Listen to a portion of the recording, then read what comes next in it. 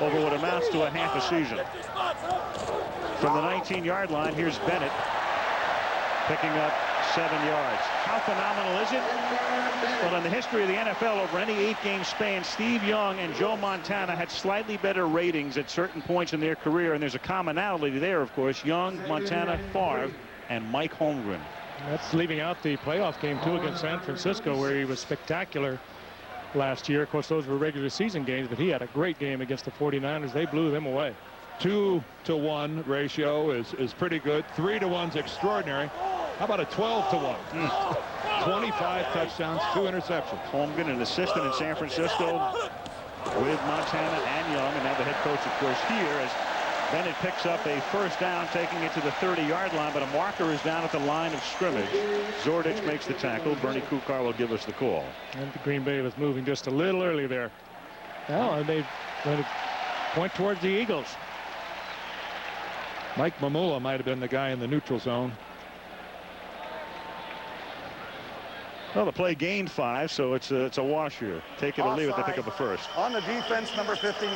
That's a 5-yard penalty resulting in a first down. Mamula gets hit by the hard snap count, kind of falls forward into the zone. That's him, his helmet just at the upper right of your screen. You can see him. He falls right into it. Not only do you cost your team 5 yards, but you're in such an awkward position that it's tough to get back into the play.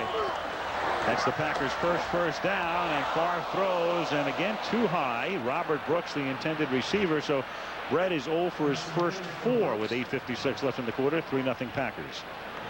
Again, maybe just a little high early in this game, but I mean, he also got a little bit of pressure.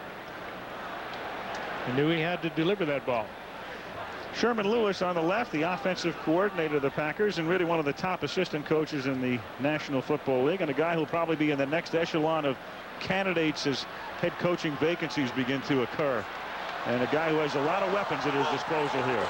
2nd and 10. Bennett swinging to the outside, nothing happening there. Mark Woodard first to pop him.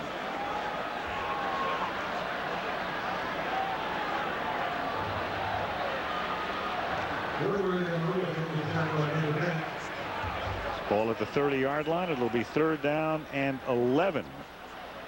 Mike Holmgren, in year 5 here, had a chance to coach either the Jets or the Cardinals after the '89 season. He could have had either job, opted to go back to San Francisco as an assistant, and then 2 years later, the Pack came calling, and he felt it was right. 3rd and 11.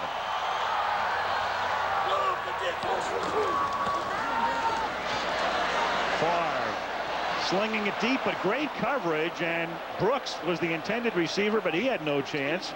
He was covered front and back, and Brett is 0 for his first 5. I'll tell you, thus far this evening, Brett Favre has really no place to put the football. He would have had to squeeze everything in there just absolutely perfectly. This is fine coverage on the part of the Philadelphia Eagles. A good overall defensive scheme, Dan. They're getting a little bit of pressure, but they're getting great coverage. Yeah, looking at the safety positioning there, I don't know why Brett even threw it in the direction of Brooks. He should have checked off of that and found another receiver. Hentrick to kick. Mark Say back to receive it at the 20-yard line. After a 50-yard kick, it's a 9-yard return back to the 29. Tackled there by Mark Shimura.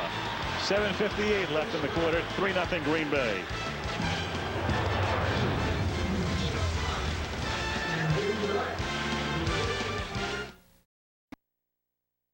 Saturday on ABC's College Football. Here's a reminder now, Wednesday night, Bob and Elizabeth Dole on 2020 Friday right here on ABC. From the 29-yard line, Rodney Peete on first down is lucky that wasn't picked off by George Kuntz, intended for Mark Ingram. Talked earlier about Kuntz moving to that middle linebacking position. They weren't quite sure that he was going to work out there, but in fact, they're net positive yet. He was their weak side linebacker a year ago when Brian Williams came on so strong. They moved him to the middle. That's just a great read by Kuntz. Sees Rodney Peete looking that direction, makes his break before the ball is even thrown. Oh, and he really came very close to getting that INT, but that's just a good read by Kuntz, reading the eyes of the quarterback. Defense, the story on both sides tonight. The quarterbacks were a combined 1 for 10, and Ricky Waters picks up 2. Up to the 31-yard line. He's tackled there by George Kuntz. Rodney Peete is 1 for 5. And Brett Favre is 0 for 5. These two teams certainly know a lot about each other. We talked about the coaches coming from the 49ers and being close. And, of course, Ray Rhodes coaching here with 2 years with Mike Holmgren. But this is kind of ridiculous for two offensive-oriented teams to be struggling like they are. That'll bring those quarterback ratings back to reality. 3rd and 8. 7:18 left in the quarter. Green Bay leading 3-0. Packers with a 4-man rush. Great protection up front, and that enables Pete to hit Mark Ingram, and the former Giant, who had such a key play in their Super Bowl win, who played here last year, picks up a first down. Ingram coming from way across the field, the outside position underneath the two men going down deep, and found that open spot, and Rodney was right there. But more importantly, Rodney had all the time in the world to wait for Ingram to come across. There's the zone, finds a spot, sets up in it. But the key there, Rodney Peete had a lot of time to throw the football.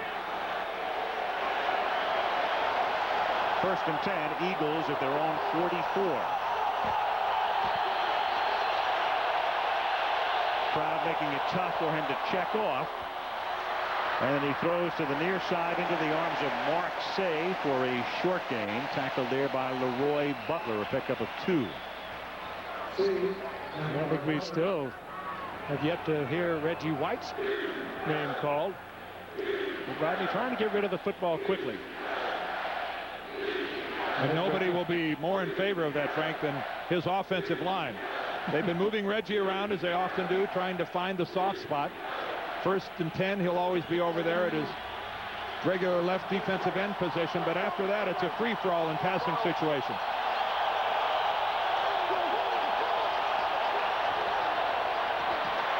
Pete on 2nd and 7, and Rodney has to pack it in and takes it up to the 50-yard line, where he's brought down by Santana Dotson, and it will be 3rd down and 4.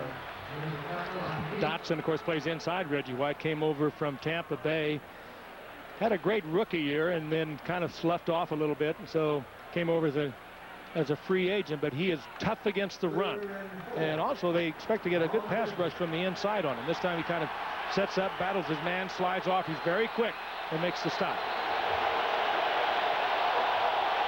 5:15 left in the quarter. 3rd and 4.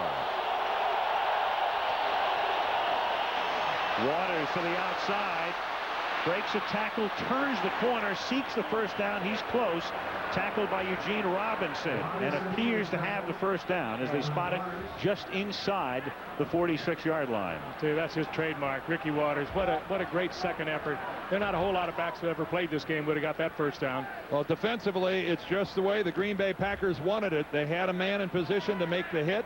Evans, the cornerback on that side, was there, but Ricky Waters, he made him get nothing but air. New Ricky Waters. There's Evans, and he doesn't get it done. Ricky makes him miss, and Ricky gets up there and gets the first down. From the Green Bay 45, Waters over the left side for a gain of 2. And it's a loose ball, and Ricky, prone to fumbling, may have given it up again, and has. Green Bay football, no play there. The play is dead at the 43-yard line. Brian Williams recovers for Fritz Shurmur's defensive unit. The 64-year-old defensive mentor applauds as Ray Rhodes has his team trying to regroup. And now he also has to try to regroup his running back, who once again gets a game started by putting the ball on the ground. He's got it with 2 hands there. Again, the ball's loose from Waters. Green Bay's football.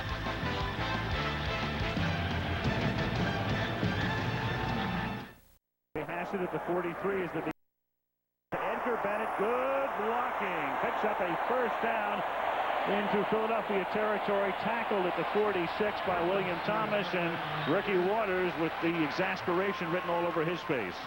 Well, what happens when you start fumbling the football, and Ricky's been fumbling over the past 2 or 3 years, and a veteran player like Sean Jones is going to think, well, number 32's got it, I'm going to put my hand in there. Okay, let's take a look at Bennett again on this play. Good block out front by Aaron Taylor. His left guard, Frank Winters, his center. Alan Timmerman, his right guard, all out in front. leading that play. Just a well-executed screen. Come on, Pete. From the 46.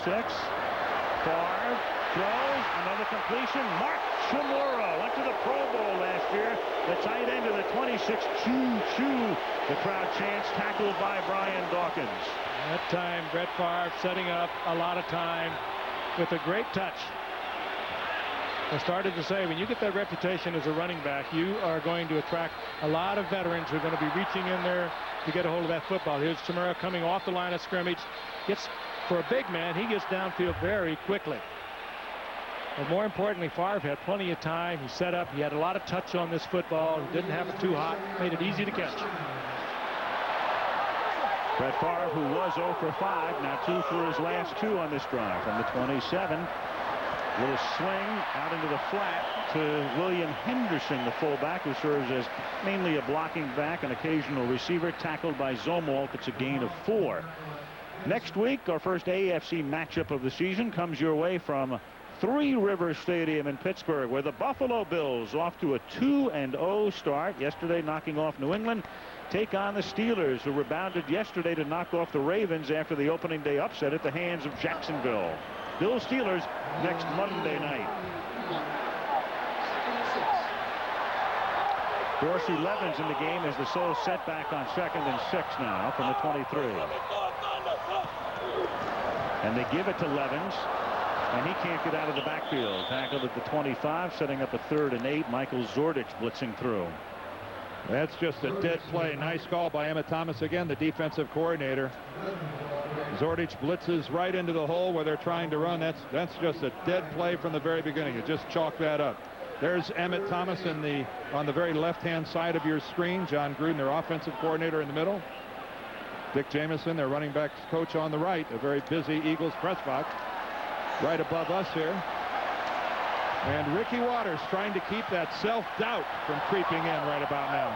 3rd and 8 from the 25. A minute 45 left in the quarter, and the Pack on top 3-0 and looking for more, and far for Brooks into the end zone. Touchdown. Next stop, first row. Oh boy, I'll tell you, a beautiful pick. A beautiful crossing pattern, and very close to something you could call offensively.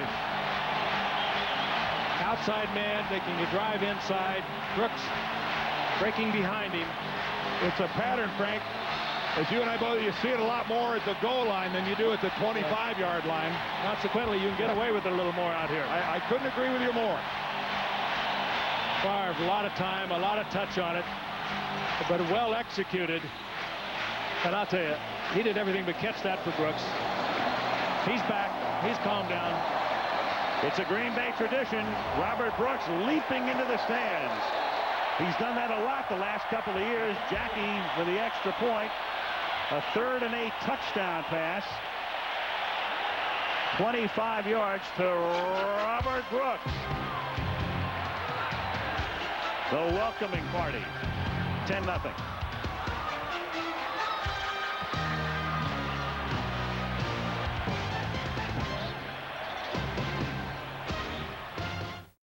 And so far, Brooks with a 25-yard touchdown reception. Craig Hentrick to kick off, and he sends it into the corner, but before it gets there, it's out of bounds, meaning it comes out to the 40-yard line with a $1:35 left in the quarter. And let's take a look at what was a pick defensively here. Robert Brooks gets credit for the touchdown. Here's Brooks here, but Antonio Freeman, he'll drive to the inside, and he picks off both of the Eagle defenders. Brooks comes around to the outside, and it's wide open. Watch Freeman. There he drives to the inside. Bang. He's got both of those guys. And by the time they figure out what's going on, Robert Brooks has a relatively easy touchdown pass from Brett Favre. And a great time to call it down, because they were in man-for-man coverage. Robinson trying to lock up and stay with Brooks. No chance. Everybody runs that down on the goal line. Not many people run it in the open field. Maybe more will. 1st and 10 from an 8-man Green Bay front. Pete's going to throw, and the pass is there, but out of bounds. Chris T. Jones makes the catch, but he was on the chalk.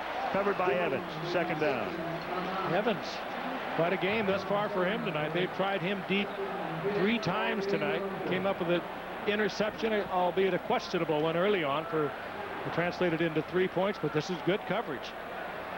He's a stride for stride with Jones and forces Rodney to have to deliver the ball to the outside. Pete 3 out of 8 for 17 yards. Philadelphia shifting into a new formation here. First time they've shown this look. Second down and 10. And it's batted in the air. Picked off by Green Bay. Their third takeaway. George Kuntz with the interception. Deflected by Santana Dotson, number 71.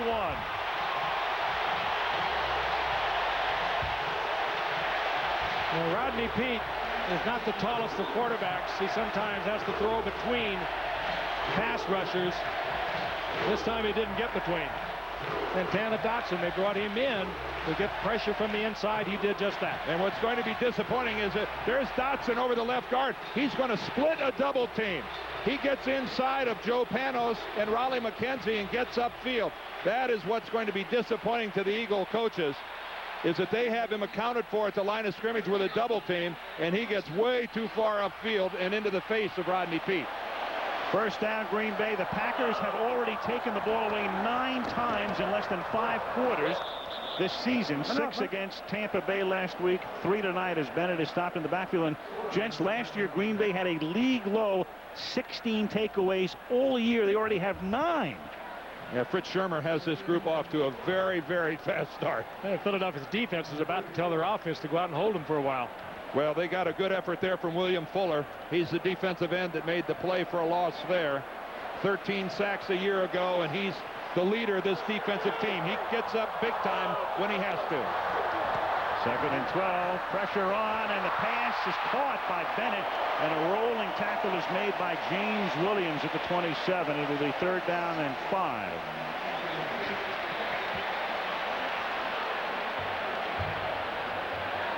.34 seconds remaining in the quarter.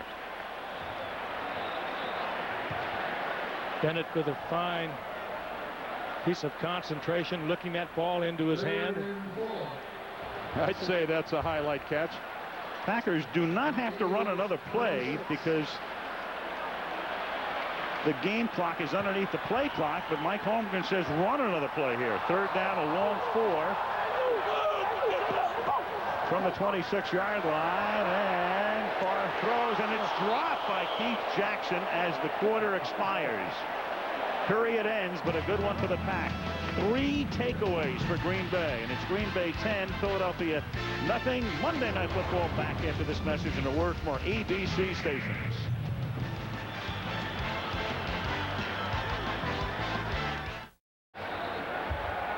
Lambeau Field in Green Bay. Al Michaels with Frank Gifford, Dan Deerdorf, and Lynn Swan as we start the second quarter. And on 4th down and 4, Chris Jackie will attempt a 44-yard field goal to try to give Mike Holmgren's team a 13-0 lead. Craig Hentrick puts it down, and Jackie, one of the very best, bangs it through. That would have been good for 54 easily. Well, the Eagles caught a break when Keith Jackson dropped that pass. That would have kept the drive alive. As it turned out, the Packers had to settle for 3, but they still lead 13 to scratch.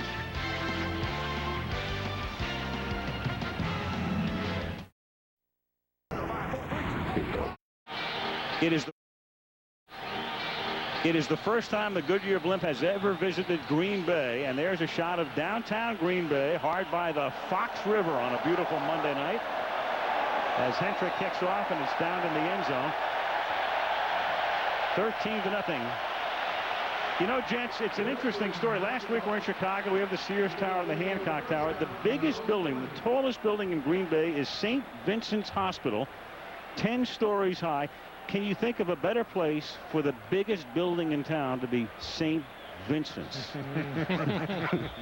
St. Vincent of Lombardy? Yes.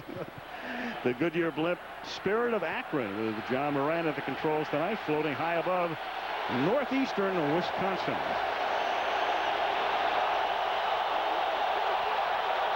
Rodney Peete from the 20-yard line as Ricky Waters finds nowhere to roam and is tackled at the 18. So the Packers have 3 takeaways, and they've cashed each of them in for 2 field goals and a touchdown. And the entire game, we've got Irving Fryer, down on the ground, and this certainly not good news for Philadelphia as Irving can't get up. There's the Eagles owner, Jeffrey Lurie, with the binoculars to his eyes, looking down and obviously concerned. So they work on Fryer, an injury timeout, 35 seconds into the second quarter.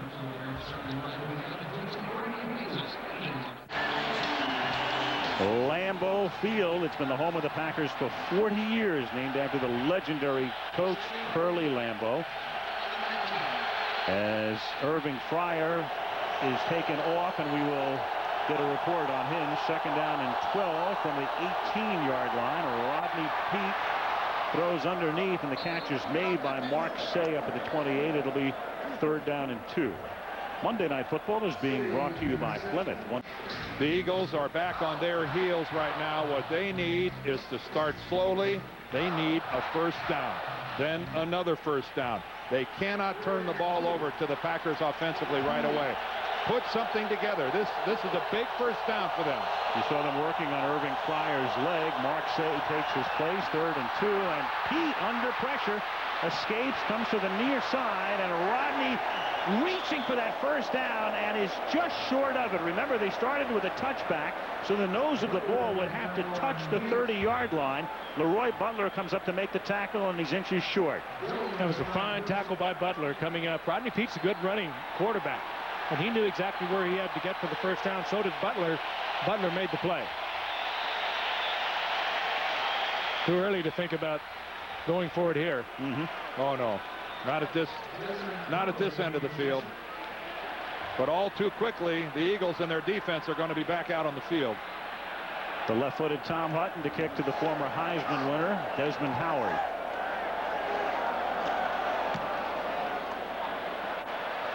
Good angled kick of 48 yards, fielded at the 22-yard line and nowhere to go. Good kick. It pinned him. And it pushes the Packers back to their own 22. 12:22 left, and they're going to cart Irving Fryer back to the locker room. 13-0 Green Bay.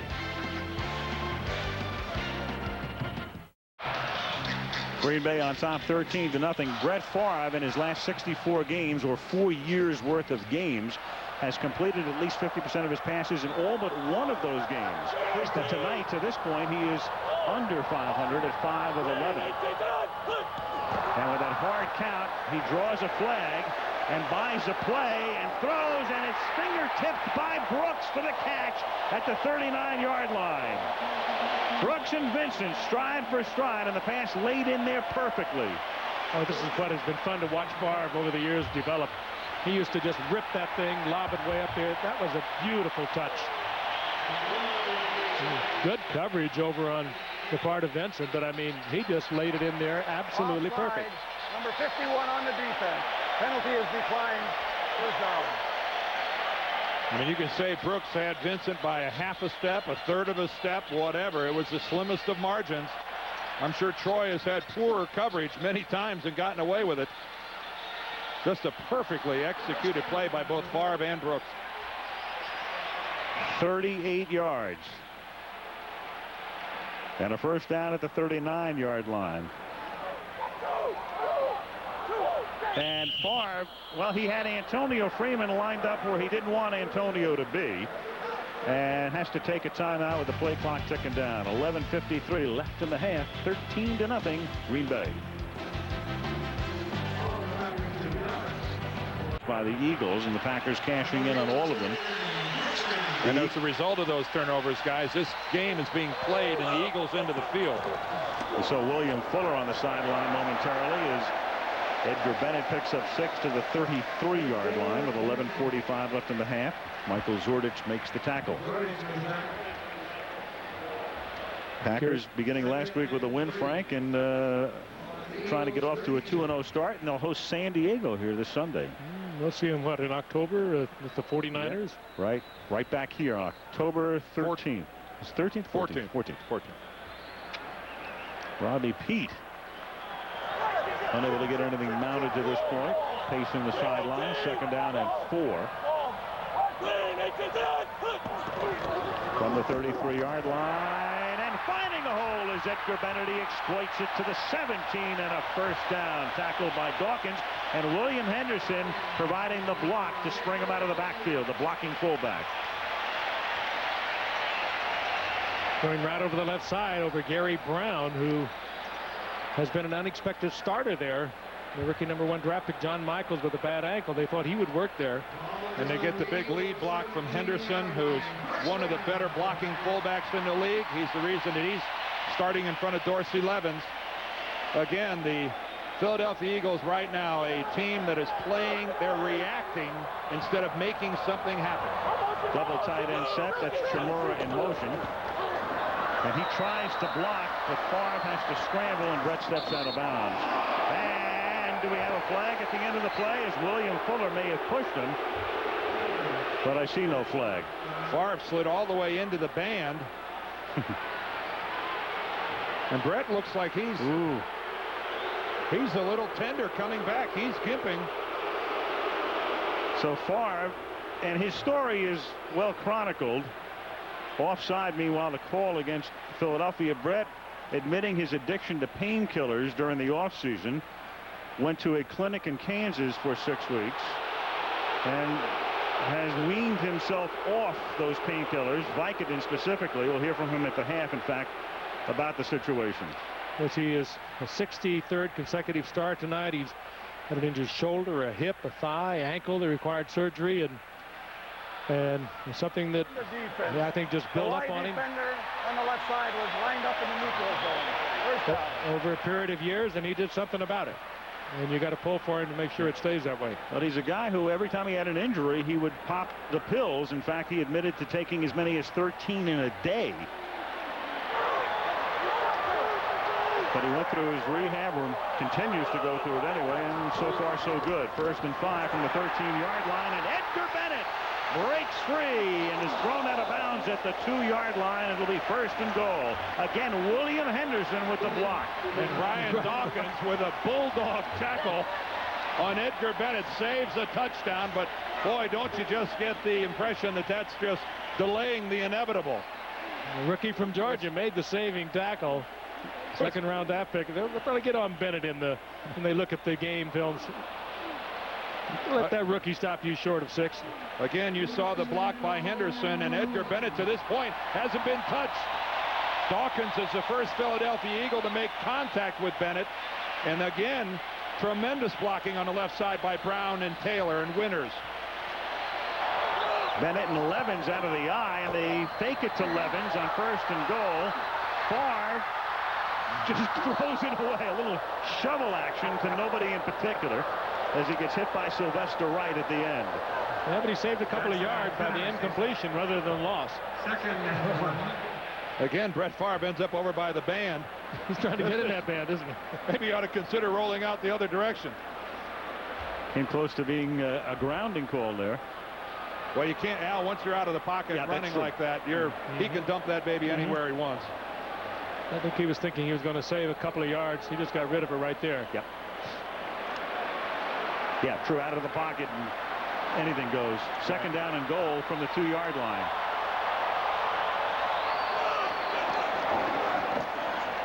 Levens, touchdown.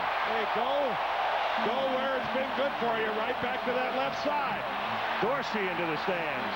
That's a new tradition. They started it a couple of years ago. Well, the old saying, give me some sugar. Up here, it's give me some cheese. Yeah. Go up into the stands.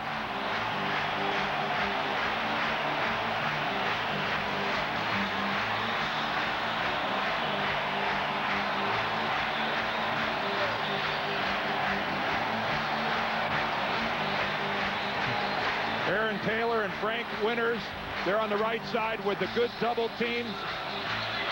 The Eagle linebackers get too far inside, and boy, that's a relatively easy touchdown. Chris Jackie for the point after. Well, I have to admit, this has taken me by surprise. I thought the Eagles were a stronger team than this to be down 20-0, but it just shows turnovers. Turnovers will cripple even the best of teams. And particularly going against a team like the Packers. Once they settle down, once Brett Favre settled down, they have played rather flawlessly. Well, Jeffrey Lurie, the Eagles owner, doesn't like what he has seen. It's been all Green Bay. Levens, who caught a touchdown pass last week, the only one not caught by Keith Jackson, scores here with 9:20 remaining in the opening half. And this has become a real tradition here in Titletown. Up into the stands. You know, I'd have tried that as a player, Frank, and I wouldn't have got off the run. I'd just run into that wall. Had to thrown you back. They better put no grandmas in that first row. I would have been like a home run at Wrigley. Pentrick sends it to the 5-yard line. Charlie Garner back up to the 25, and the Eagles will have to regroup now with Rodney Peete, and they are in dire need of a long and effective drive, because tonight they've coughed it up 3 times, beginning early on when Rodney Peete threw to Chris T. Jones, and Doug Evans was able to wrestle it away for the interception. That led to a field goal, and then a Ricky Waters fumble here. Sean Jones extracts the football. Pack recovers, and that led to a Brooks touchdown. And then this deflection by Santana Dotson led to a Kuntz interception, which resulted in a Jackie field goal to make it 13-0, and it's now 20-zip. First down, Philadelphia from the 24. Garner picks up 5. Charlie Garner out of Tennessee in his 3rd year. So far for the Eagles in the first half: interception, punt, fumble, interception, punt. Yuck. And the Packers have had 6 possessions. 4 of them started in Eagle territory, and 1 of them got there in a hurry with that long completion to Robert Brooks. This game has been played almost entirely on the Eagles' half of the football field. 2nd and 5. 8.5 minutes left in the half. Peete throws, and that's incomplete. Pass a little low. Charlie Garner went down to get it and couldn't. 3rd down. The Eagles tonight have been pinned each time they've started a drive. Their average starting field position, their own 21, and Green Bay's close to midfield at their own 44. 3rd down, 5.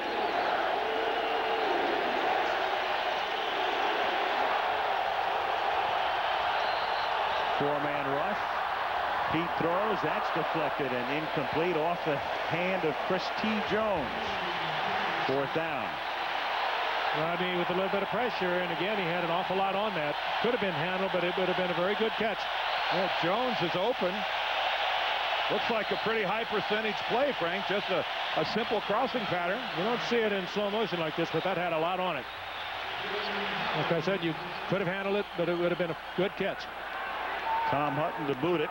The kind of catches you have to make, though, when you're down 20-0. Desmond Howard back to run it back.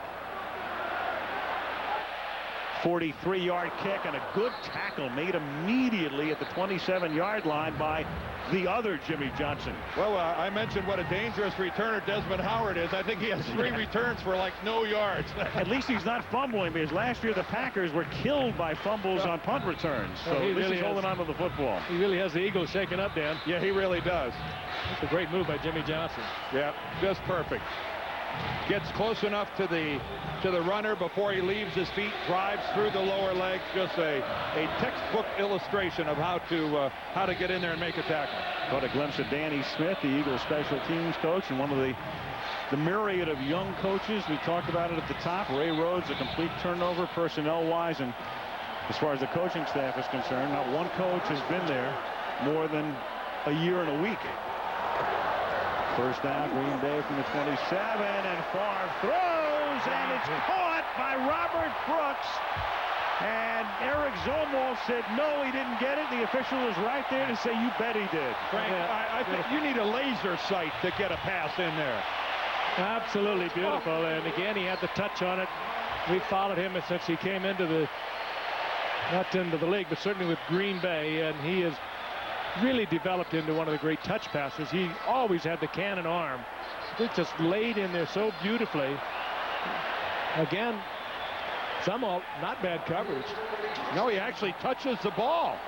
Looks to me like Zumwalt touches the football before Brooks.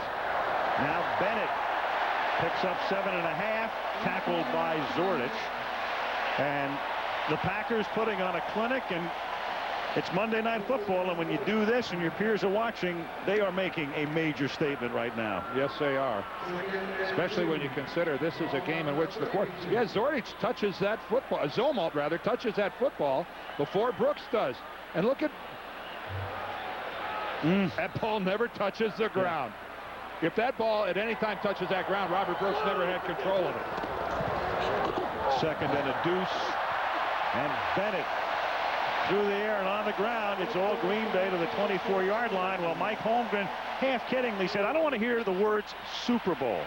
Well, he may not hear them from the players, and he may not express them to the players, but this team right now is clearly one of the creme de la creme teams in the NFL. He can't find us, can he? No, we can talk about it all we want. They're sure talking it in Green Bay, too. They're talking it around the league, too.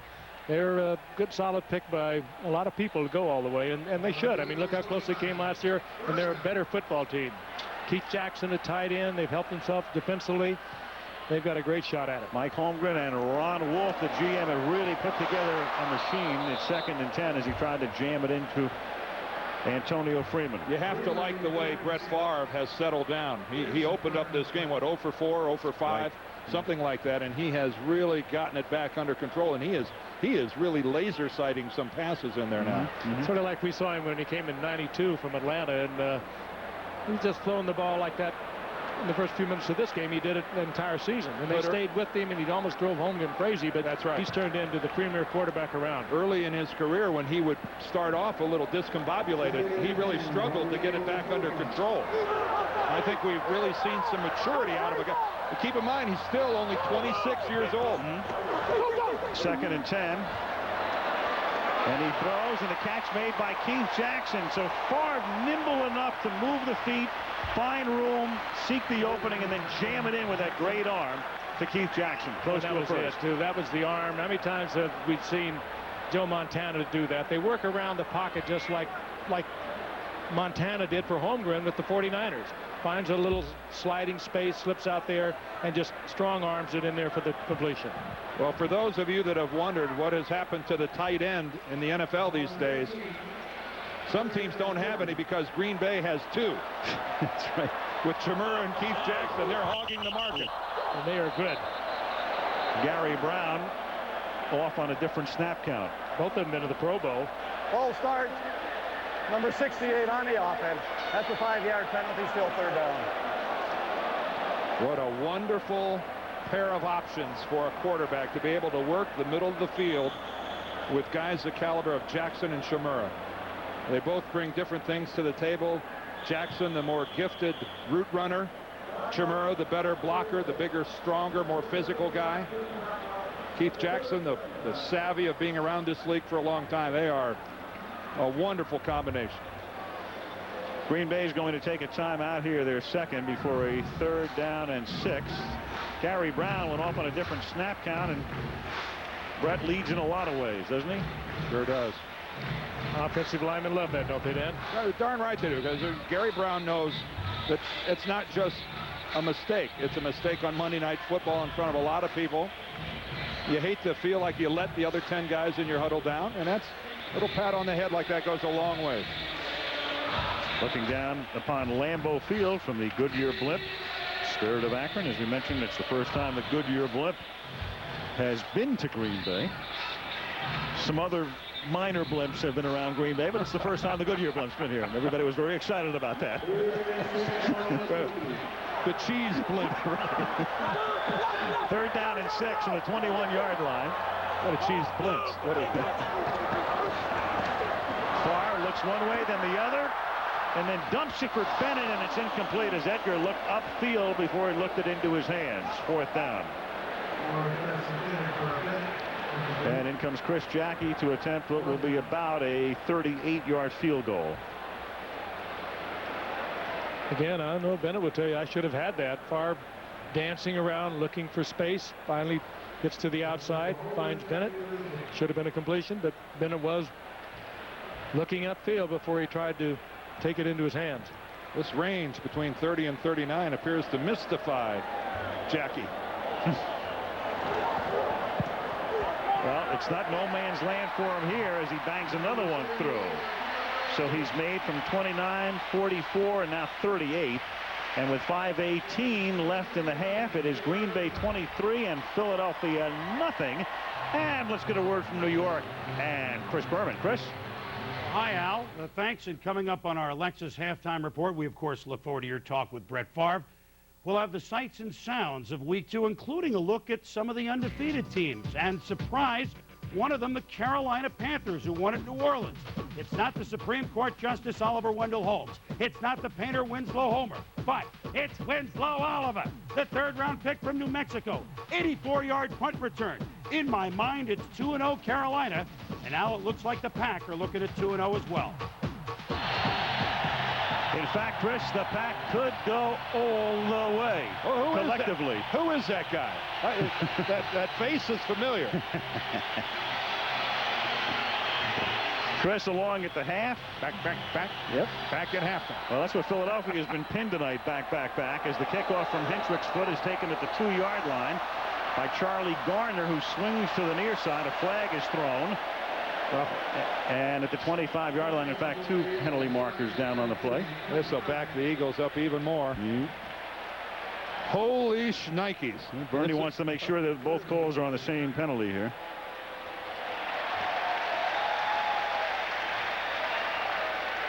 Well, the last time we did the Philadelphia Eagles, they were doing this to the Detroit Lions. We saw them in the playoffs last year at the Vet in Philadelphia. And they were putting this kind of a hurting on the Lions. 87 on the return team on the run back. That's half the distance to the goal. First down. Jason Dunn. 58-3 was that the score? It was. No, I think actually the Lions ended up scoring somewhere in the 30s, I think. But at one point in time, it was like 50-something to 7 or something like that. I think that's when we left. That's when we wanted to leave. Crowd trying to jam the Eagles' signals as they're pinned down into the corner at the 7-yard line. And they did. That's exactly what they did, because they forced Richard Cooper to come out of his stance. Richard Cooper is, I'm sure, wondering, why me? I have to deal with a crowd where I can't hear the snap count. Ball start. Number 77 on the offense, moving prior to the snap. And I look through my face mask, and I'm looking at Reggie White. And I'm down 23-0. There's not anyone in America in their right mind right now who would want to be Richard Cooper. Another volunteer from Tennessee. We got a pair of Vols going head-to-head here. Cooper and Reggie White. One of 11 offensive linemen out of Knoxville. Half the distance on the penalty, 1st and 13, and it's a swing pass to Kevin Turner, who's been silent tonight. And the fullback should have remained silent. Knocked down by 6 green jerseys, spearheaded by Kuntz.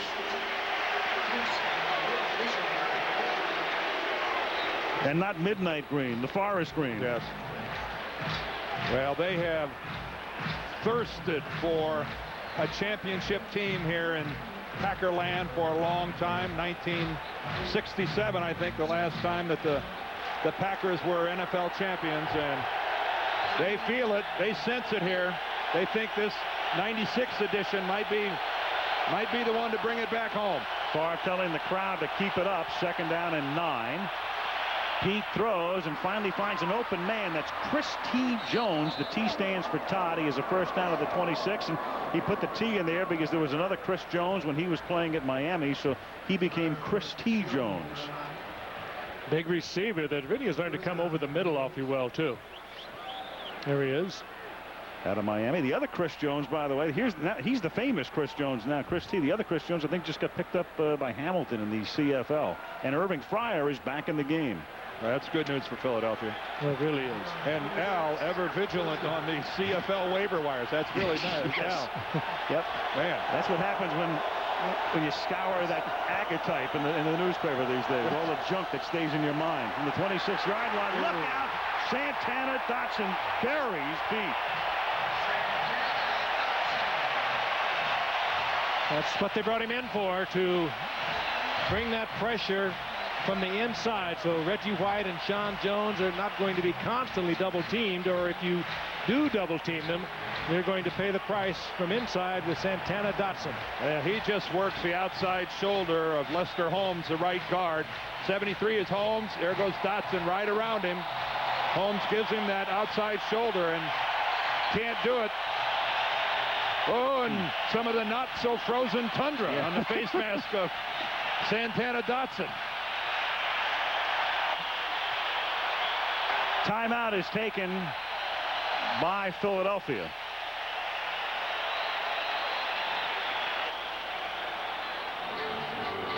.320 remaining in the first half. One of the most interesting people you could ever talk to is Reggie White. There is a lot more to Reggie White than sacking the quarterback and chasing down a running back. A man whose off the field activities make what he's doing on a football field at times appear rather mundane and ordinary. And he lifts the football team just by his mere presence. Well, he may have done the most significant thing in this franchise's contemporary history by agreeing to that free agent contract, because this was an outpost. It was the outback until Reggie came here. He did them a huge favor by accepting $17 million. Yes, he did. He could have gotten it from a lot of places, but took it from here as Pete throws on the run and nobody's home. I guess that's what you call the ultimate win-win situation. Yeah. Reggie gets $17 million and the Packers are thrilled. And this is his last year of that contract, and I don't think there's any sign that he's slowing up. He's going to be around a while. And one kind of wonders if he'll go out on a shopping tour again. I don't think so. He likes it here. He likes it here. You get the impression that he would like to stay here, but I also don't get the impression that it's etched in stone. Right. It'll be fascinating if they win the Super Bowl in particular. Because clearly that's primary goal. Goal number one for White. On 3rd and 17, they throw underneath to Jason Dunn, and he fights his way for a first down. He's got it up at the 37-yard line. He's the rookie from Eastern Kentucky, and a good read. They had a safety blitz on there, and Rodney Peete read right along with Jason Dunn, who had a big play against Washington last week. Second-round draft pick. A lot of promise. There comes the blitz, number 36. Butler right in the face of Peete. But Dunn, the rookie, was right with Rodney Peete on that one. 1st and 10 up at the 37. 2.5 left in the half. 23-zip Pack. Rodney throws and into traffic. He threads it in, and then Jones laterals to Irving Fryer. And Irving on the move inside the 5 and tackled at the 1-yard line. So Chris T. Jones makes the catch, sees Irving Fryer in his field of vision, laterals to him, and the Eagles have a 1st and goal. Well, we talked about Chris Jones being able to catch it in traffic. That's the first thing he did. If you're not down 23-0, you don't do this. Down 23-0, a lot of presence. You got to make something happen. You might as well take the risk. But he caught a football when he knew he was going to be pounded. That's a great play by Jones, making that lateral. And Brian Williams, the fastest linebacker Fritz Shurmur has ever coached, makes a heck of a play, making this tackle on Fryer down by the goal line. Left-handed flip to Fryer.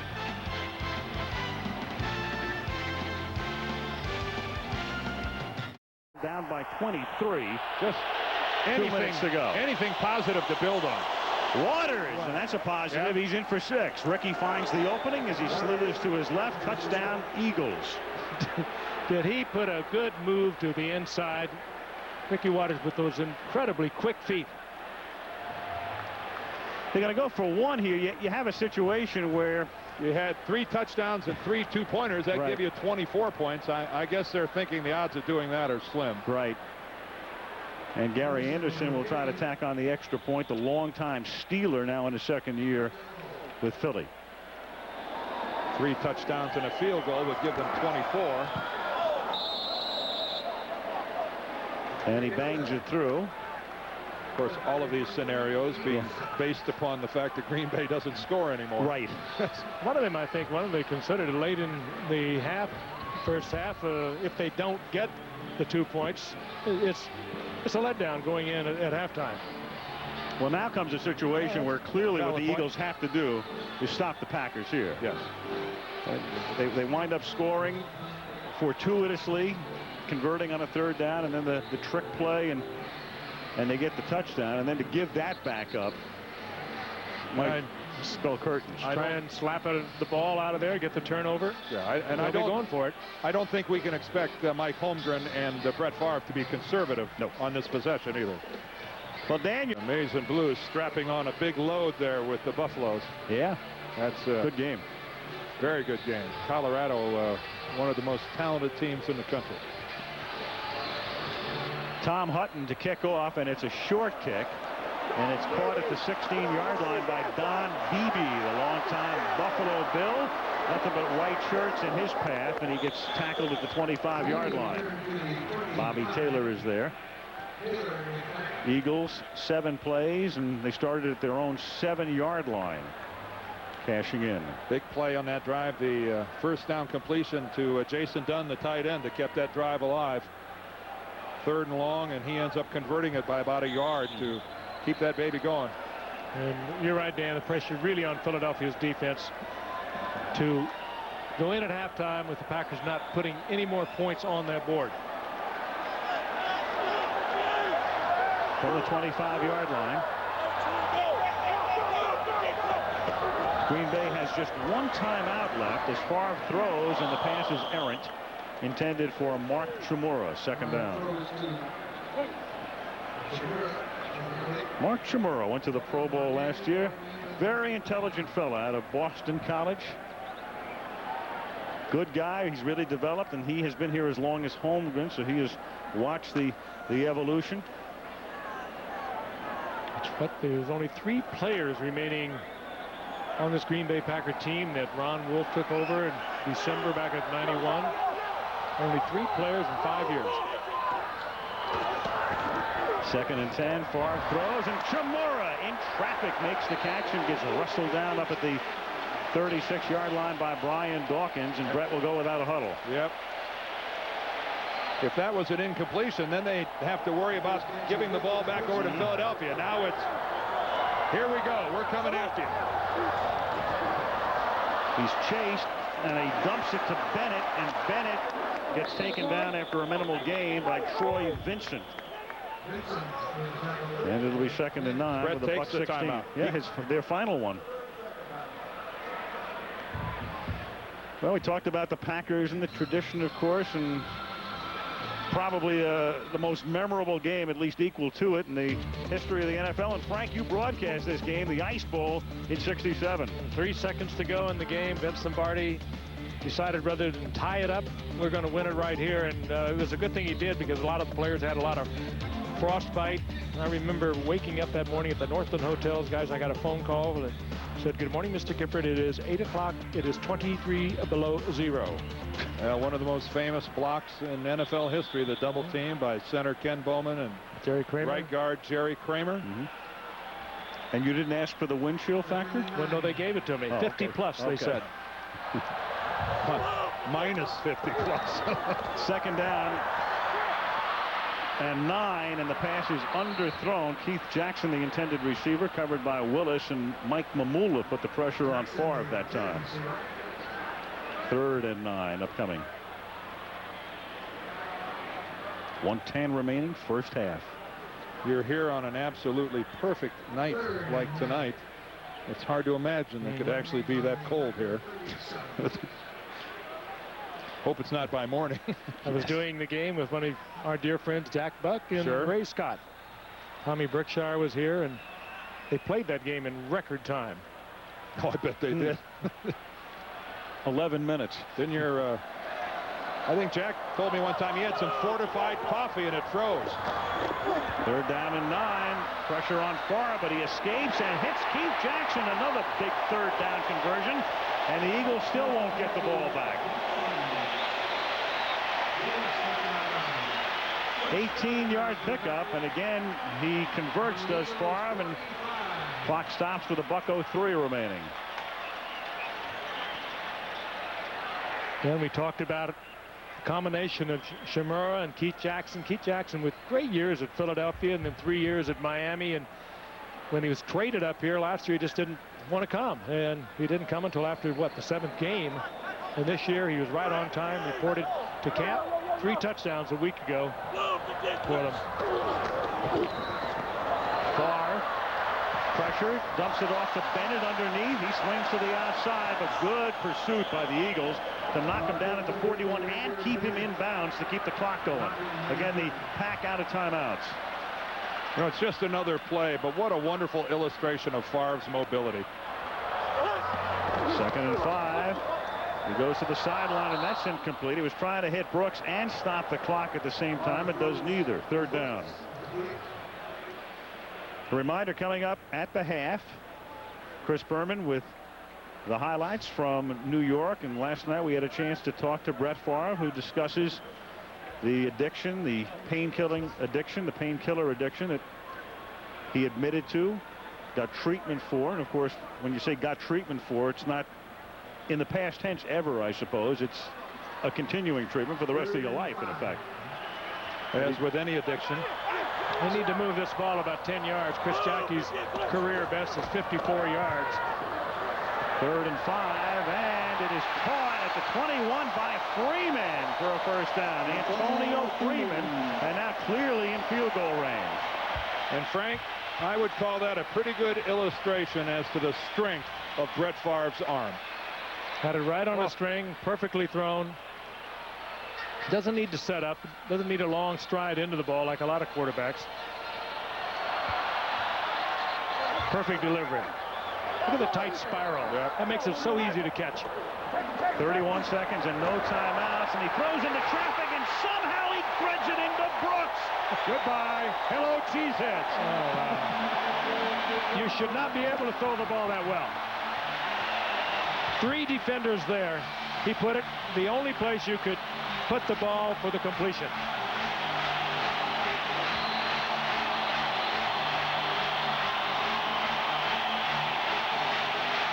They had Brooks in a triangle, and somehow the ball gets there, and 6 more for Green Bay. This is remarkable.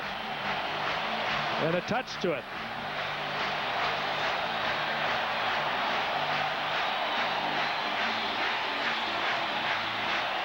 .26 seconds left in the half. So Philadelphia scores to get back in the game, and Green Bay says, take that. You have to think that that same coverage, exactly the same coverage by the Eagles, 9 out of 10 times, or maybe more, Frank, is going to result in an incompletion. That's just not that bad a coverage.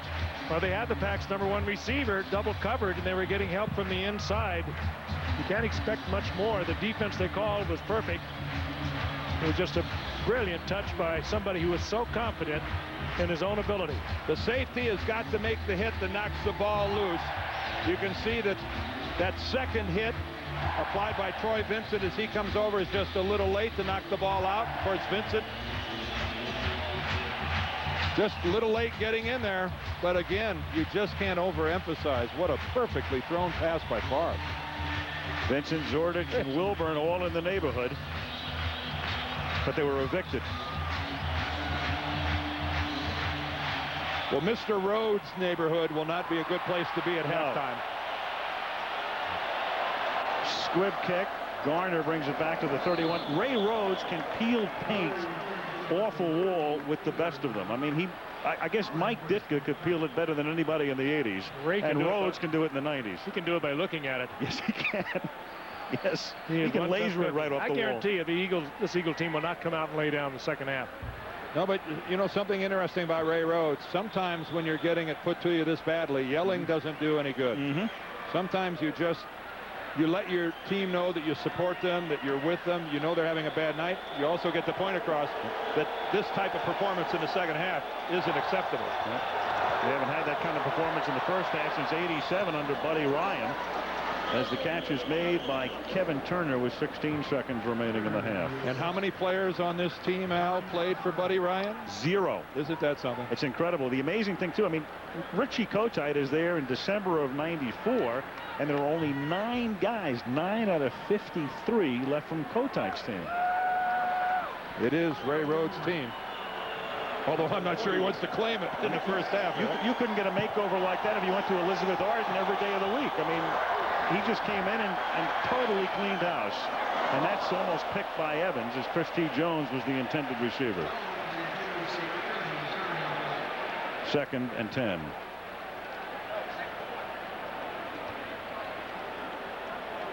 Rodney coming off a game in which he was absolutely sensational last week against the Redskins in the first half. The Eagles struggling in the second half, but pulling that game out 17-14. 11 seconds left. Eagles actually with a 3rd and 1 here after the 9-yard gain to Turner. So you're not looking for the first down. You got to air it out if you're Rodney Peete at this point. And he'll attempt to, and throws to the sideline, and that's intercepted. It's intercepted by Corey Dowden out of Tulane. And it gives Green Bay a chance, if they so desire, to launch one into the end zone. Well, we might get a look at Brett's strong arm if they throw one up down towards the end zone, looking for the foul.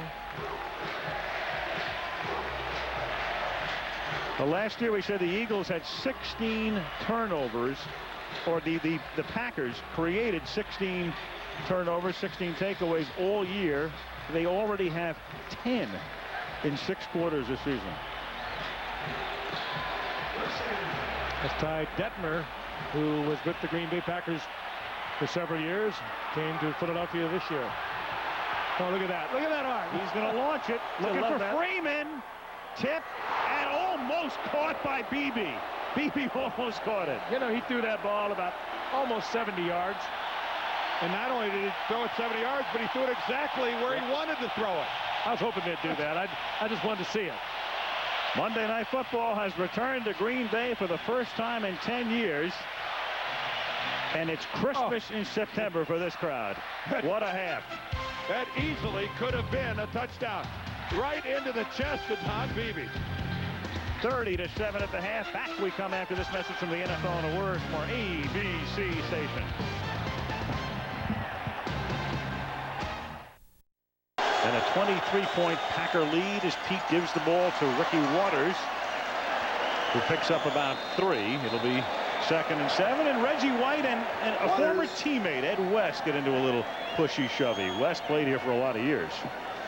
Let's get a word from Lynn Swann. Lynn? Well, I talked to Ray Rhodes, and of course he talked about making the right adjustments on offense and defense and stopping the bleeding, which means you stop the turnover and put more than a Band-Aid in the Green Bay Packer offense. But he said what his team had to do on offense, since they had the ball first to score, he said emotionally they needed to get back in this ball game. Al? All right, Lynn, so we'll see if they stay in what would be their game plan. At least they began this drive by running the ball, and now they'll go to the air on 2nd down and 6, and they swing it out. And a pass to Garner, and he's out of bounds, shy of the first down. It'll be 3rd and a long 2. Eagles using a lot of Charlie Garner in the backfield with Ricky Waters, both good receivers coming out of the backfield and both capable of giving you a big play, and they certainly need one. Charlie Garner averaged over 5 yards a carry a year ago. Green Bay leading 30-7 as the Pack tries to go 2-0. 3rd down and 2.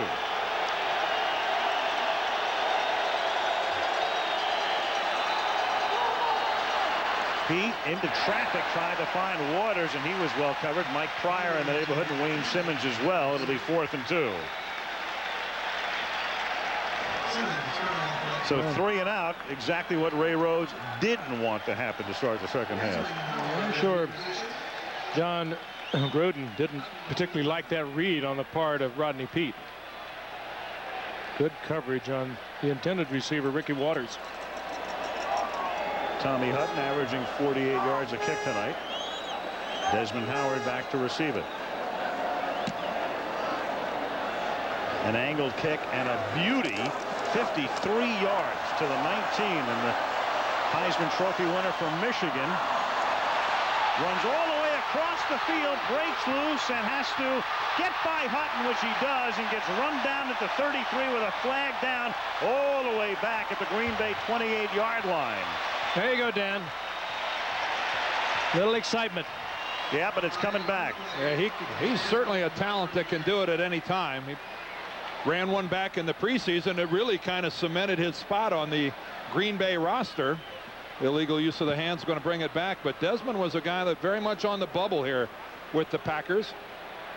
Ran a punt back, kind of gave a glimpse to the coaching staff of what kind of excitement he can bring. Illegal block in the back. Number 25 on the return team on the run back. That's a 10-yard penalty. First down. He said 25, but that was Dorsey Levens. Not quite sure of that. No, Levens could be, yeah. A guy that participates on special teams. See if we can catch it here. There's Levens. And there is the block in the back. I think have to have that head in front. You sure do. Here's a better look at it on Zomalt. And yes, that's quite definitely a block from behind. Now the Pack from the 18-yard line. 13-18 left in the third quarter. Green Bay up by 23.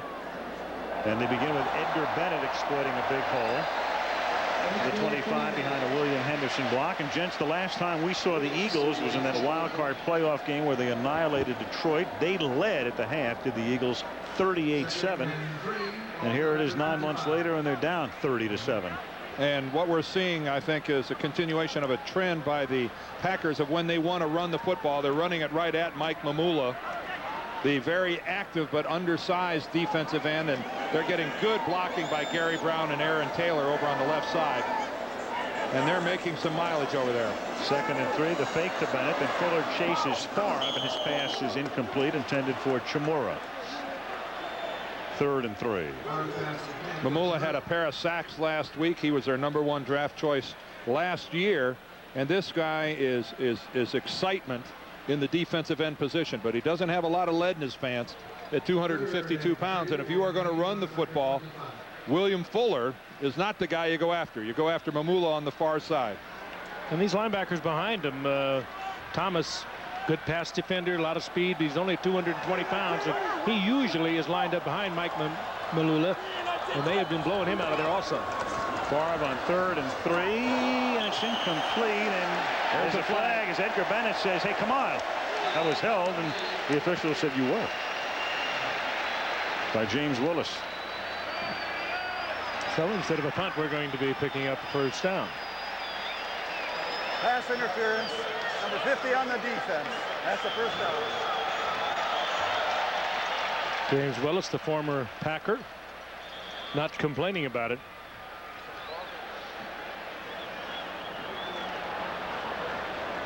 Right behind the official there, number 50. Let's track him as he comes on across. I would think so. Yeah, from that angle, you could see Brooks move. Far from the 28, trying to set up a screen or whatever develops. Mamula's still after him. Yeah, and finally gets him, but Brett gets back to the 30-yard line for a 3-yard gain, and Rhett Hall delivers a blow. Brett gets up, and he's really after Bernie Kukar. He thought that Mamula was late in landing on him. This crowd, I think, being just a little overprotective. Rhett Hall from the front, Mamula from behind. Our team get away from this first charge of Mamula, though. Nothing dramatic, just a little slide. His feet are so quick back there. All right, now watch. From the left comes Hall. We'll take a look at it after this play.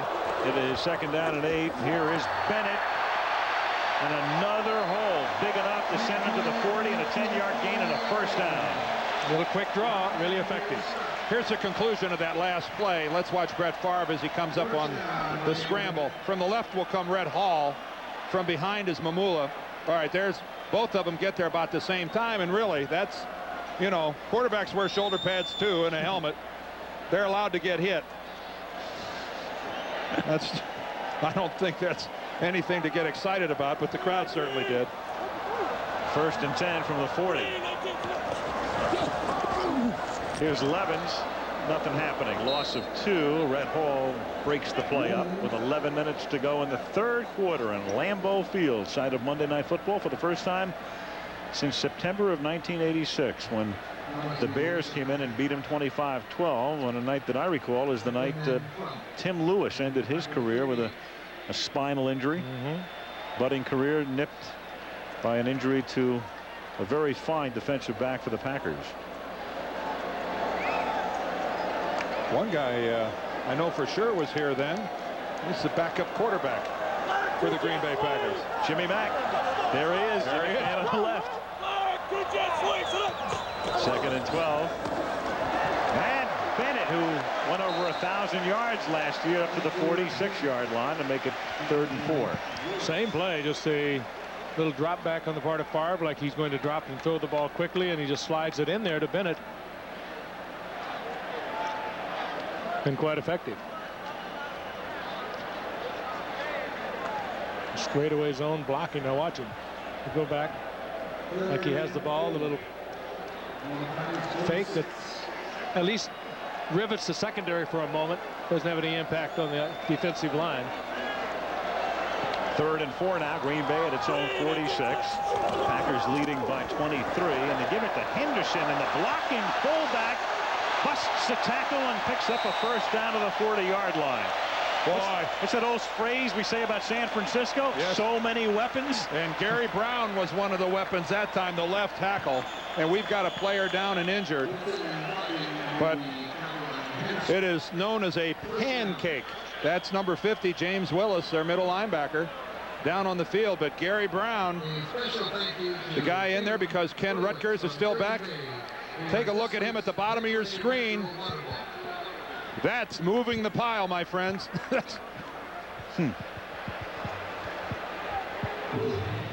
Back and see that shot, you think there's a problem, but he walked off under his own power.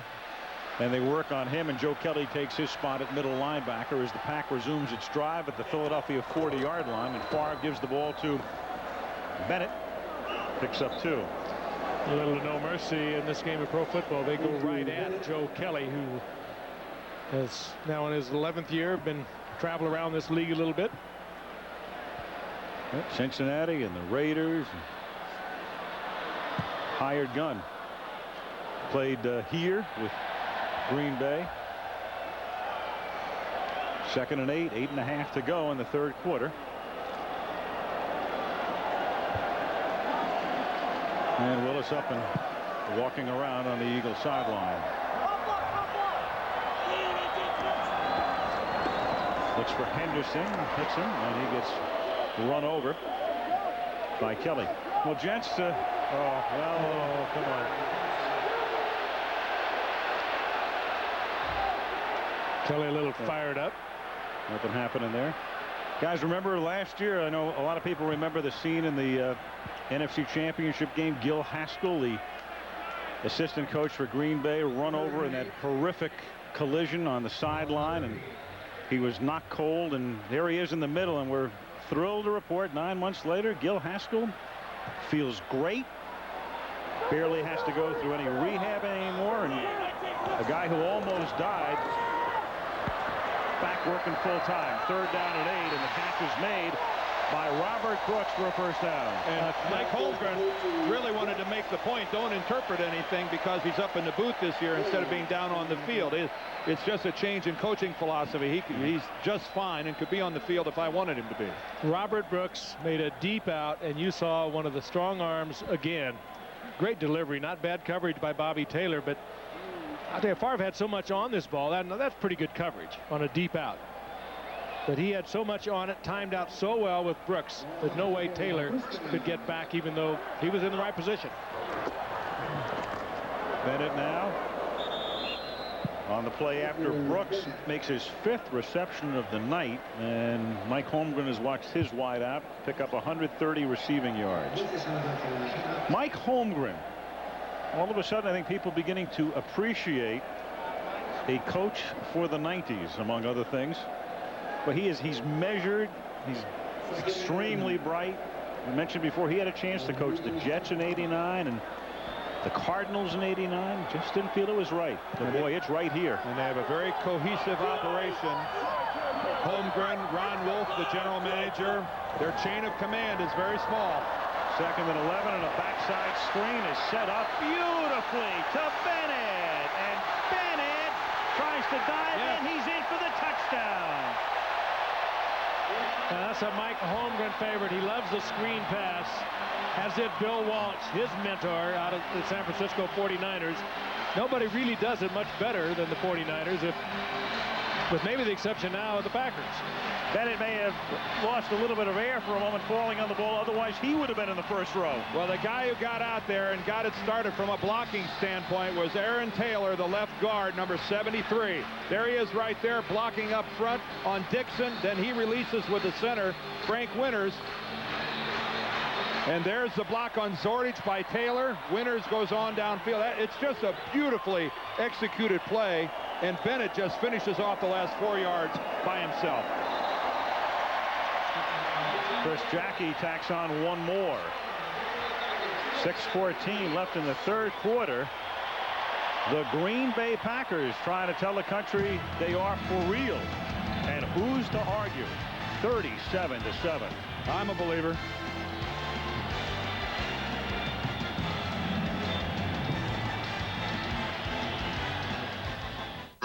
Through the broadcast tomorrow.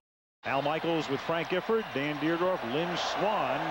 Hentrick kicks off, and Charlie Gardner was going to down it in the end zone and then runs it back and brings it back out to the 23. So that was worth 3 extra yards. Eagles are shell-shocked with 6:03 left in the third quarter. 37-7 Pack.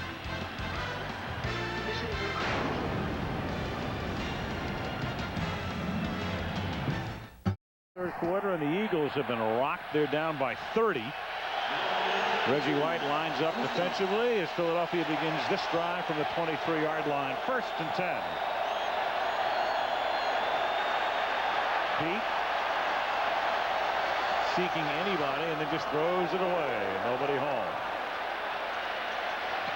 Monday Night Football is being brought to you by the new Dodge. We're thinking ahead.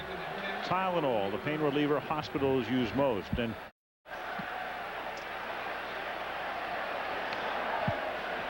second down 10. Eagles go home next week and face Detroit Sunday. Green Bay here taking on unbeaten San Diego.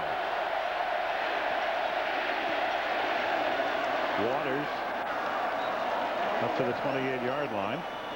Here is our credential fact tonight. Irving Fryar, a member of the Philadelphia Eagles, and last week a recipient of a touchdown pass from Rodney Peete. Irving in his 13th year, he's now caught TD passes thrown by 13 different passers, and that ties an NFL record for touchdown receptions from most different, and we say passers because you have other guys beside quarterbacks throwing it to him. So Irving Fryar, who caught one last week from Rodney Peete, lining up here on a 3rd and 4. And Peete under pressure and is lucky that wasn't picked off, and Sean Jones can't believe he dropped it. That was Doug Evans coming from the corner, and Rodney just had to get rid of it. And almost got it picked off. Crowd salutes the Packer defense. They saluted the offense tonight. They saluted the special teams. It's a 21-gun salute tonight. Well, sometimes as a quarterback you have to get rid of it, but there are better ways to get rid of it than throwing it right into the pile. That was a pretty amateurish get rid of by Peete. Flag is thrown after the kick leaves the foot of Hutton and is fair caught by Howard at the 31-yard line. So penalty back up at the 38. All-time sack leader with 157 in his 12th season. Still looking for the very coveted ring. Ineligible man downfield. And Ineligible lineman downfield, number 55 of the kicking team. It's a 5-yard penalty, still 4th down. they can kick it again. Ray Farmer is the guy, rookie out of Duke. Well, we'll be back at Lambeau Field on the 14th of October. Green Bay will make 3 appearances on Monday Night Football this year. Tonight, of course. and then the 49ers here, and then at Dallas the third Monday in November. Whew. In a reinstallment of another installment rather of last year's NFC Championship game. And a game the Packers will very much want to measure themselves against the Cowboys. Hutton. It's a 42-yard kick to the 34-yard line. And Desmond Howard tries to turn the corner and can't. Tackled at the 38-yard line by Jason Dunn. Nice play by Dunn at Oh. tight end. He's got a future at linebacker. 4:51 left in the third.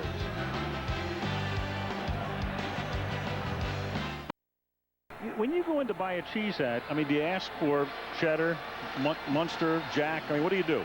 Well, I think you start with a size. I mean, when you go buy a hat, don't you? Are you assuming that it's one cheese head fits all? Well, I don't think so. As Bennett picks up 8 yards here, Brian Dawkins makes the tackle. And you go for a wedge, or do you go for the full round? Right. So, you know, there's the wedge look, Right. which of course was a very fashionable haircut. And then do you wear the wedge with the pointy end forward? Sure. You could wear it, you know, with the side facing you. The one thing I'd like to have that franchise stencil. on number 4 up here. That's the Ralph Lauren look right there. Well, yeah, it's a designer cheese head. But look at that. Now there is a different shape altogether. I'm See, I think starving. That's a baseball cheese head. 2nd and 2. And a Monday Night Football cheese We love head. it. We love it. With the maple leaf. 2nd and 2.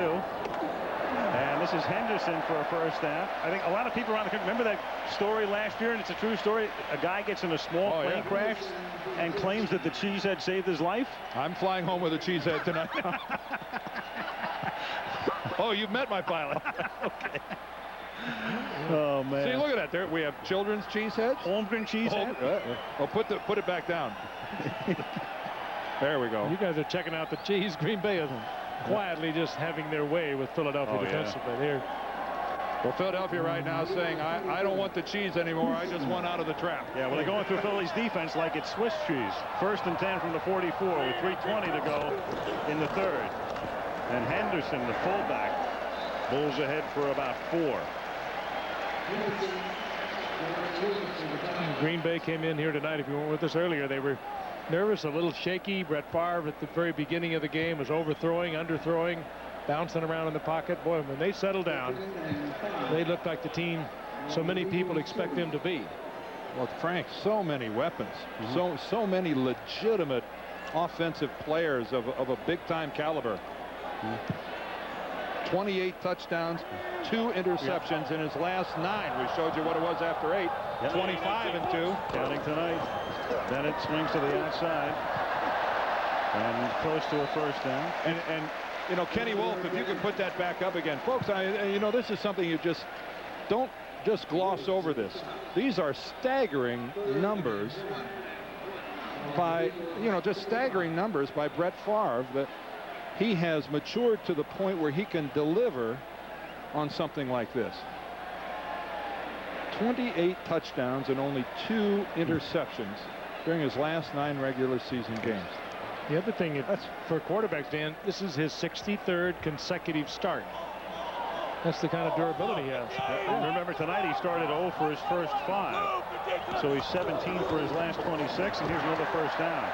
But if you're a Jet fan, it has to kill you to think, and people who follow it closely can remember the 91 draft. Ron Wolf is back with the Jets working under Dick Steinberg, and they loved Favre, and the Jets tried to trade up in the draft to get to Favre, and they had the pick after Atlanta. So Atlanta takes Favre. The Jets have to take Browning Nagel, and then Wolf comes here, and the first thing he does when he hires Holmgren is goes after Brett Favre and gets him from Atlanta. And that's how close Favre came to being a New York Jet. And of course, only 3 players remaining from when he came here, Dan, 5 years ago. That's how they have revamped this franchise. Bennett. And they do it as a team. And when I say they, I'm talking about Ron Wolf and Mike Holmgren. They run this thing jointly when it comes to personnel. Mike has an awful lot of input, and this is as smooth a running of a franchise as you will ever find, the way Wolf and Holmgren get along. You might say something about owners. They don't have one here. No, it's owned by the community of Green Bay. and the stockholders might live across the street, might live down in Milwaukee. And they have a Harley-Davidson riding coach running this operation. Third quarter winding down. It's 2nd down and 9. And they give it to Levens. And then the irony of ironies, gents, is that Ron Wolf, who's been in football a long time, meets Mike Holmgren for the first time when Holmgren's an assistant in San Francisco. Wolf's with the Jets. The two of them go to a Brett Favre workout when he's at Southern Mississippi, and that's the first time they met. 3 years later, Wolf hires Holmgren. They get Favre, and hello. That's Rich. But they also had the foresight to stay with him. When they brought him in, he was one wild quarterback. That's the end of 3 in Green Bay. All packed, 37-7, and Monday Night Football returns after this from our ABC stations.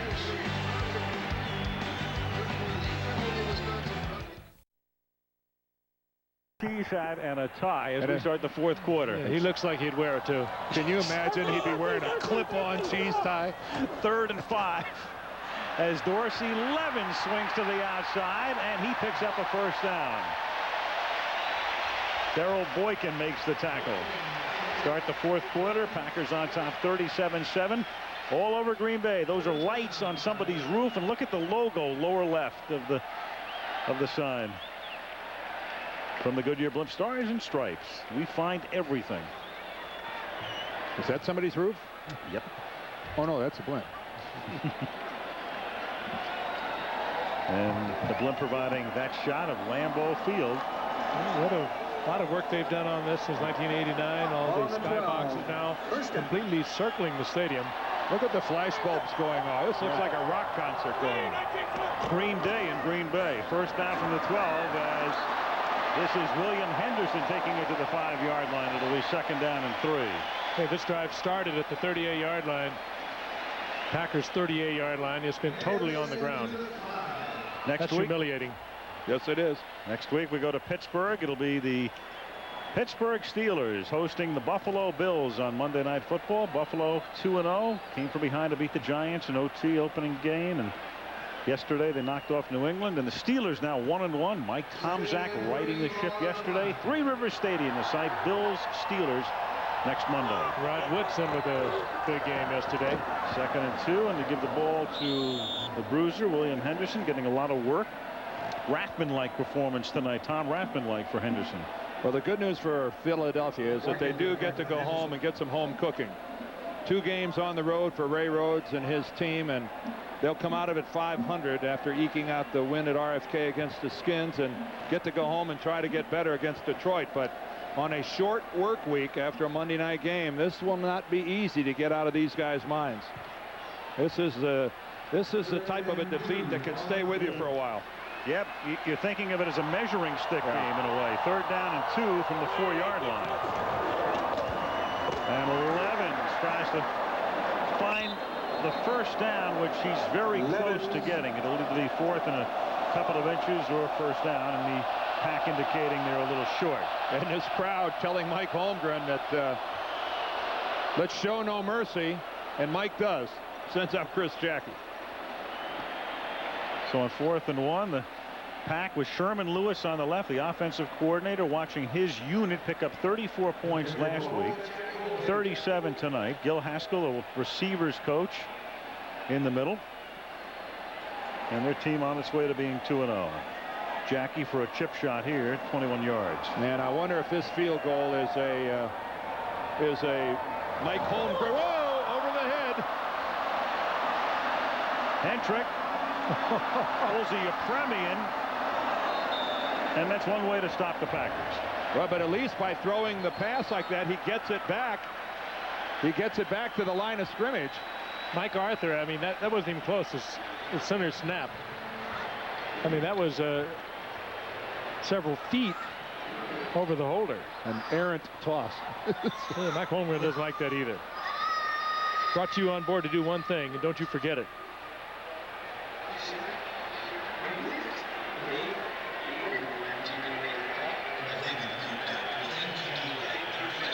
Not even close. Green Bay is mortal, but they still lead by 30.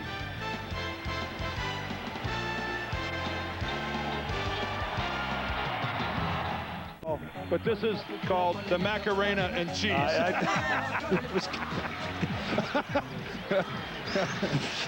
We all had a hand in that. No one wants to claim it.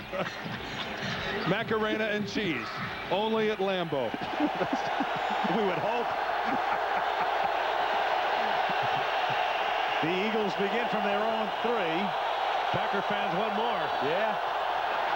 Ricky Waters has to scramble out of the end zone up to the 5-yard line. He's tackled by Kuntz. The new Ricky Waters, he's a little heavier. He's up there around 227 pounds or so. He says he didn't plan on gaining the weight. He just started working with weights. His lifestyle has changed a lot. He's become a very spiritual young man. Says he's much more focused. And had a very disappointing night thus far. That key fumble early on.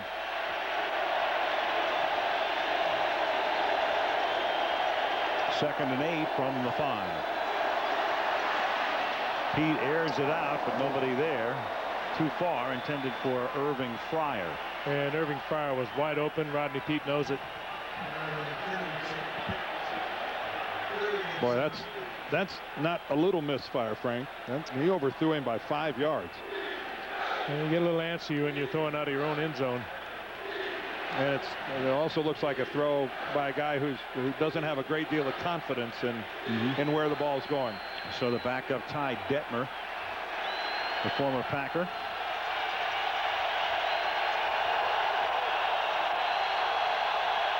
Third down and 8. Pete nearly gets sacked, then gets sacked for the safety. That's what he was concerned about in the play before, and obviously he had every right to be concerned about it. Well, Santana Dotson was the first guy there, but Rodney made him miss. I mean, Dotson's high-fiving everybody, but Santana went right over the top. Yeah, but for Mike Holmgren, he was there. And that's what they're going to credit Reggie White with the safety. There's Dotson, he misses. There's White. Tom Hutt boots it from his own 20-yard line. What a kick down to the 11-yard line. Antonio Freeman. That was a 69-yard kick, or 69 yards in the air, and Freeman brings it back to the 33. Reggie White, he and Dotson will share this sack, creating the safety. 39-7.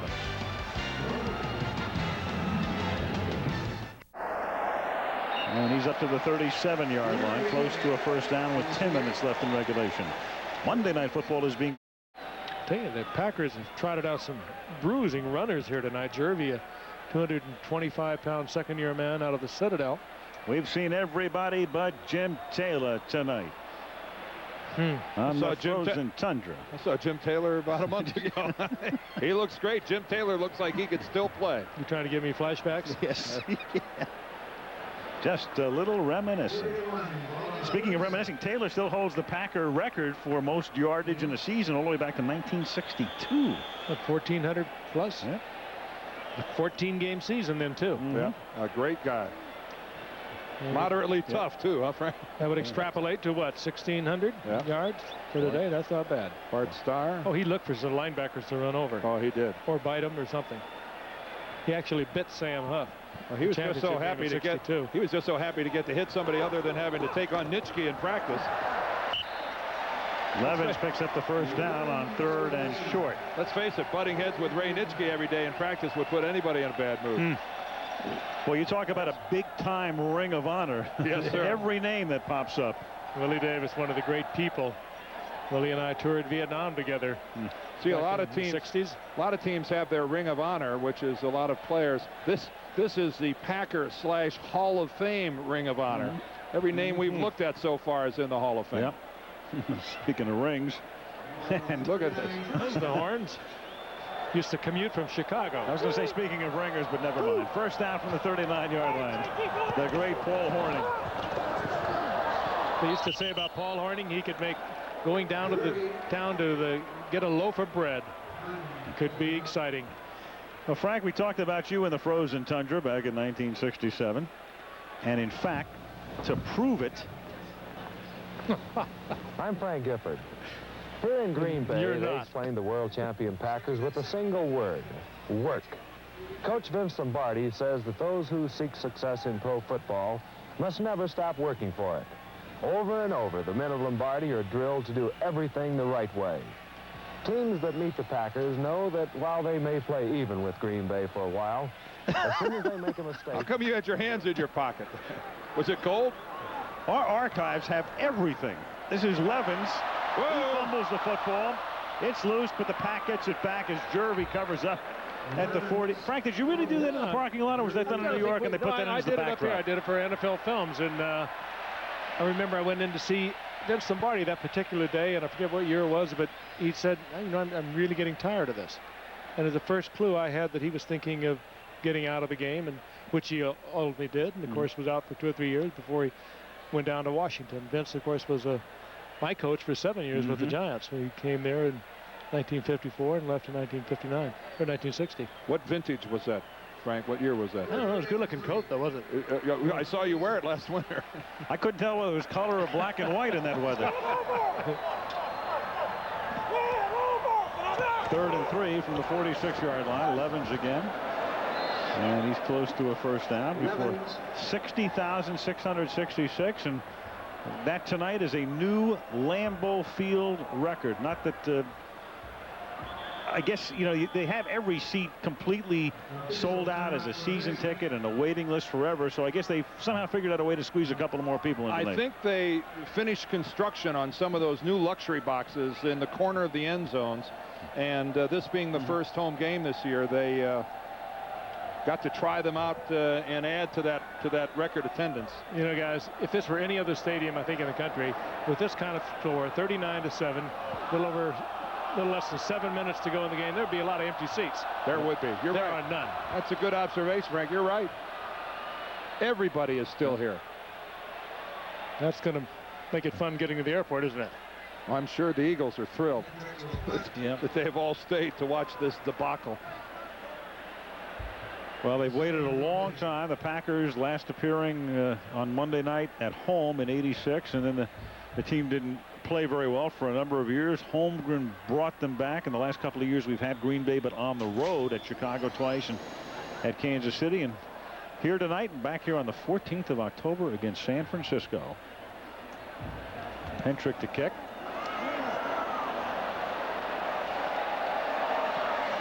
And it just does dribble into the end zone. So 6:33 remaining in the fourth quarter in Green Bay, where the Packers lead 39-7.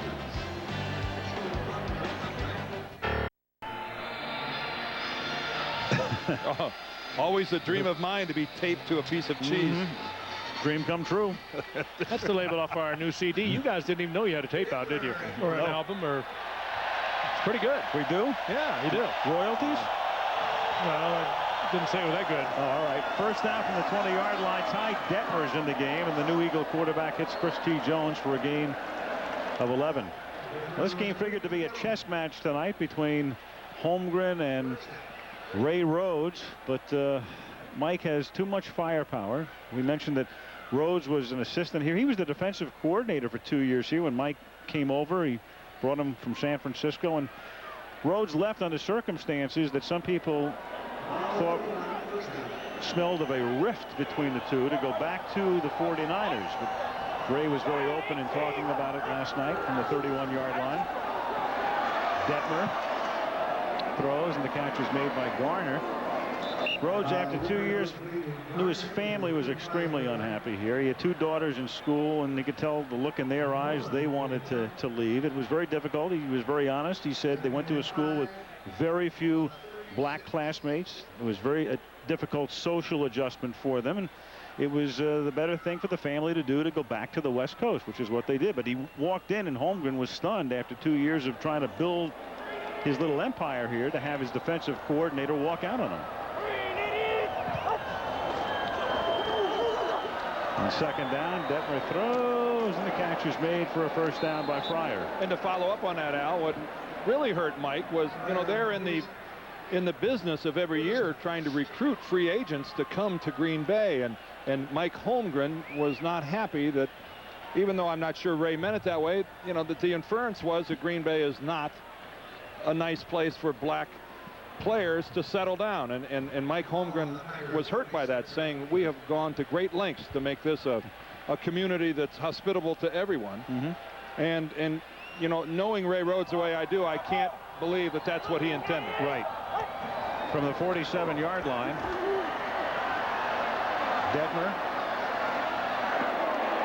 picking up 3, and it's proven to be a flag goes down. Well, that was a helmet, I think, by Newsome. He came in and put the shoulder and the helmet on Detmer, and the face mask is called. So Newsome's late hit obviously was not. Face mask, number 36 on the defense, will add 5 yards to the end of the run. Leroy Butler. I thought Newsome's hit was what drew the flag when he came in there late. Newsome really pulled up on it. You'll see here. You'll see the face mask first. Well, he got it on the way down, I think. There's Newsome. He kind of let up on that.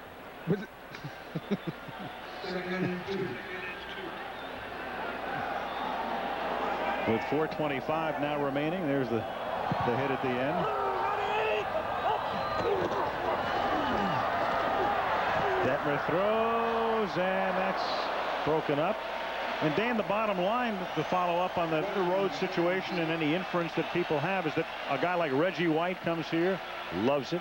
We talked to Keith Jackson last night, who played at Philadelphia and Miami. Keith said, you know, this is like, in a way, being back in college. It's that kind of atmosphere, and he loves it. And it's funny how this whole franchise, the perception of it and the quality of the team has just been changed so dramatically over the last 4 or 5 years. I think it comes right down from the top to Mike Holmgren.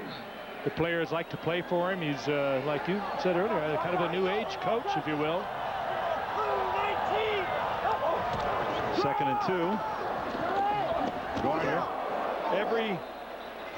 To have a memorable experience, every player in the league should have to come and play 1 year in Green Bay. This is an environment that I think for the rest of your life, you would remember what it was like to be idolized and worshipped by an entire community. It doesn't happen anywhere quite to the extent that it happens here in Green Bay. You know, certainly the communities like Denver worship the Broncos, but there is something so unique and so small and so folksy about the way the folks of this region of Wisconsin idolize the Packers. From the 35-yard line. And Detmer goes down in the arms of Gabe Wilkins. Well, it's a city of 100,000 in the metropolitan area, not a heck of a lot more. And the only way you can keep a team like this here is through revenue sharing. I mean, the Packers share in the enormous television contract, and that's one good thing about the teams sharing revenue in the National Football League. Right. You know, their clothing line all of a sudden took a big jump with the NFL properties. They're up to about 4th or 5th now in volume of sales. So Packers are back on top. They are indeed back. Number 4 jerseys are springing up all around America. 2nd and 10, and Detmer, the Heisman Trophy winner at Brigham Young, the flag down, hits Chris Jones for a gain of 6. Usually where you get the holding call. Now, you know, Al, you're talking about revenue sharing. Now, the one plus for the Packers is that because they don't have an owner who has a lot of cash tied up in this club and has debt service and everything else. Illegal use of hands. Number 73 on the offense. Hands to the face. That's a 10-yard penalty. Still 2nd down. Just take these 2 teams right here, for instance. You know, Jeffrey Lurie paid $185 million for the Eagles. You know, he has debt service, and he has a lot of money tied up that he has to get a return on that money.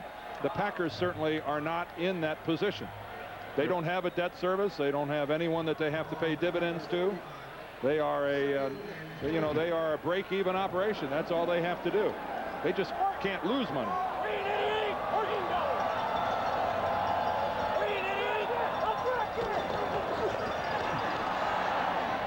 And the pass is incomplete. Last time I looked, Dan, I think this franchise was valued at about $165 million right now. And if it ever gets sold, the proceeds would have to go into an American Legion post. It was something drawn up a billion years ago.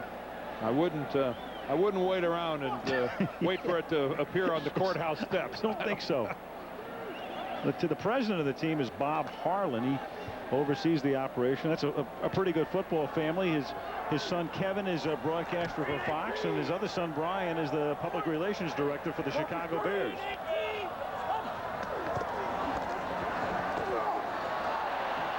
Detmer throws, and Garner is out of bounds at the 32-yard line. Pretty good piece of work by Detmer, the former BYU player, and who Ray Rhodes really wanted because he knew him when he was up here. And 2 years ago, Detmer was here, and he knew the offense when he brought him in. It wouldn't be educating a quarterback to back up Rodney Peete. In fact, he brought him in to make a run at Rodney Peete's job. Detmer, you look at Rodney Peete. Randall Cunningham, last year's starter, now retired.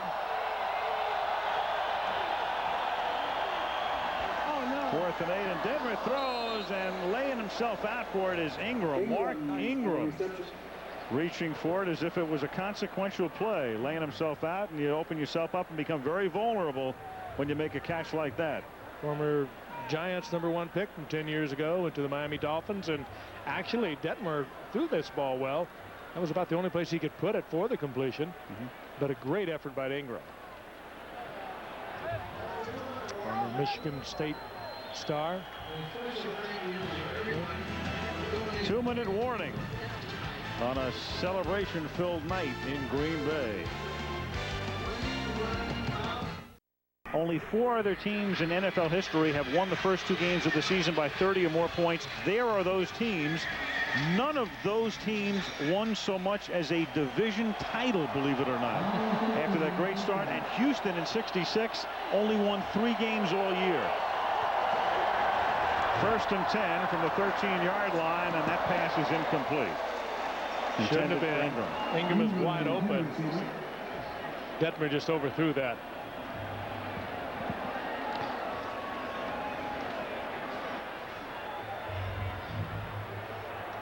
It'll be a long night flying back to Philadelphia.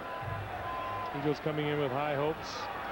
Opening day win over Washington. Rodney Peete with a great first half, but that was about it.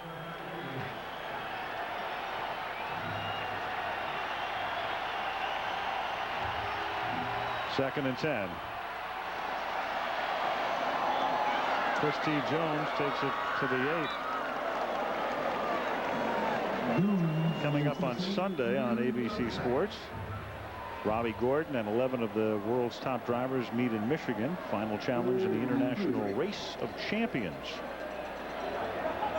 And then the Indy Racing League rolls into the desert at the Las Vegas Motor Speedway all Sunday right here on ABC Sports. 3rd down and 5 from the 8-yard line. Quarterback draw, and Detmer gets taken down by the right arm of Darius Holland. He was slam dunked. She was spiked. Santana Dotson. He goes from Tampa Bay to Green Bay. Not a bad move these days. 10 years ago it was pretty much of a lateral move, but now it has definitely been an upgrade. 4th and 1 from the 4. And the Packers jump. Flag down.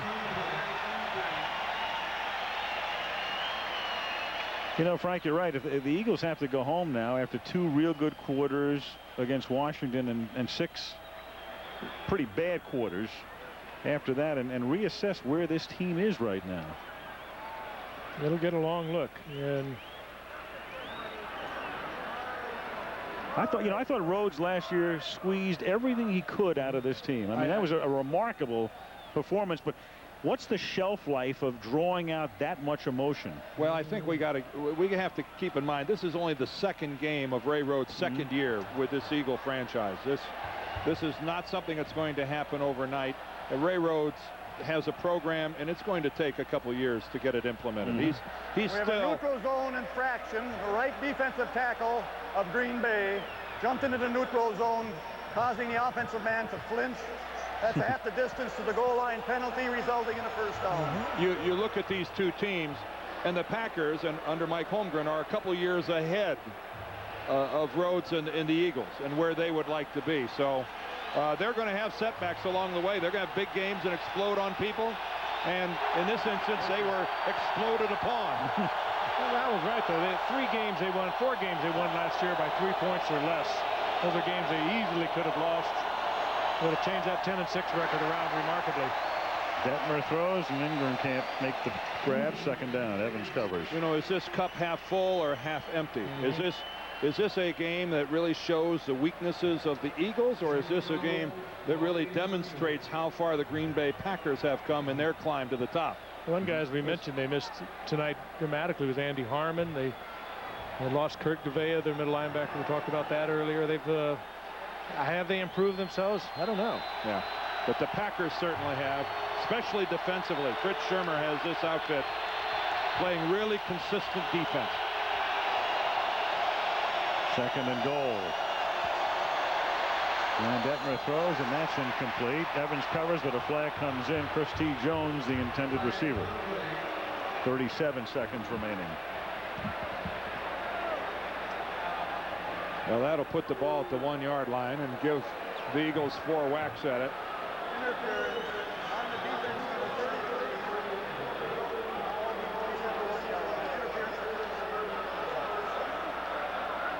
Oh, do we see it? Yeah. A little early hit there by Doug Evans. Well, when this one is over, Minnesota and Green Bay will share the top spot in the NFC Central. And Philly, Dallas, and Washington will all be 1-1 atop the NFC East, and that is not caught by Jimmy Johnson. The other Jimmy Johnson. This Jimmy Johnson has actually been in the National Football League longer than the other Jimmy Johnson has been a coach in the National Football League.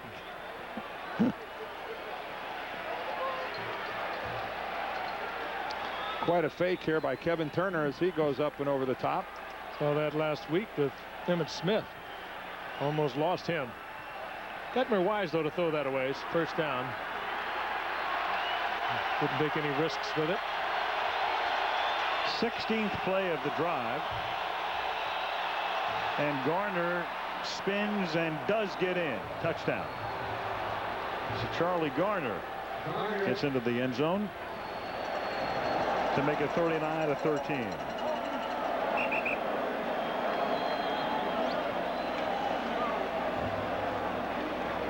You look at the fact that the Packers have scored 39 points. You know, I think back over the game, I think of 2 drives that could have been kept alive, but there were dropped passes. The Eagles were, the Packers were in a position here in the 4th quarter to stuff it in the end zone. Instead, Mike Holmgren elected to go for a Jackie field goal, and the snap was over his head. They came out of there with no points. This easily could have been a game where the Packers were in the mid-40s or even low 50s. And of course, they got way away from their offense. The offense they feature is really a short, high percentage passing game as much as a running game. They've kept it totally on the ground here in the second half. If you picked us up late in the first quarter, Robert Brooks at the receiving end of that 3rd and 8 play, and into the stands he goes. That made the score 10-0. And then Irving Fryer takes the lateral from Chris T. Jones here toward the end of the first half, and it appeared the Eagles had gotten back into the game, closing the gap to 23-7. But before the half expired, Brooks makes this catch in traffic. Pack led at the half by a score of 30-7. And then Brett Favre, before he came out of the game, hits Edgar Bennett on that backside screen as Green Bay did everything right tonight to make it 37-7, and it's right now 39-13 as Philadelphia goes for 2 after the Garner touchdown. And Detmer to Garner, who was open. It's incomplete, and he reaches down for his knee. I know one thing, guys, after watching and listening to this festival here tonight. You think of great home field advantages around the NFL, and immediately you think of places like Mile High Stadium and places over the years that have built up a real statistical advantage for their hometown club. I think the home of the cheese here is fast becoming just one of those places. Speaking of the big cheese, there he is, our producer, Ken Wolf. And our other co-big cheese, our director, Craig Janoff. Monday Night Football. Our technical director, Joe Shavo, who has been with this package since night one. Our associate producer, Big Ben Harvey. Jaime Bravo. Our AD, as they say in the business. Robbie Weiss, Dennis Zabo, Jim Licata, making sure the sights and the sounds come out of here. And Victor Vitarelli and Chris Pfeiffer, our capable assistants. Mr. Univac, Steve Hurt, our director of information. And all the gang. Kim Bauer up here with us this year, our statistician George Hill, and our spotter Malibu Kelly Hayes. A alongside kick coming up. Now new concern for the Philadelphia Eagles. Charlie Garner limped off holding his knee. Green Bay takes it at the 38 as Jeff Thomason comes up with the football. And you might remember before the 1995 season, Charlie Garner had knee surgery. So another concern for the Philadelphia Eagles as they wing their way home.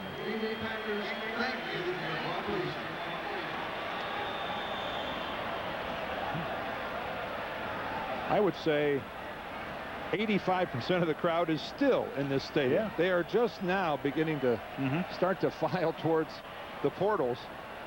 It is stunning to see this many people still in the ballpark with only 30 seconds left in a game that is, for all intents and purposes, been over for an hour. Well, Lambeau Field, for this crowd who waited so long for a night like this was a field of dreams for this crowd tonight. They have just stayed to give their club an ovation as they head to the locker room. Yep. They have remained here late into the night just to say thank you. Real show of affection between Ray Rhodes and Mike Holmgren. They so many years together with the 49ers, and of course 2 years for Ray Rhodes here with Mike Holmgren. Brett Favre on his way to maybe another MVP.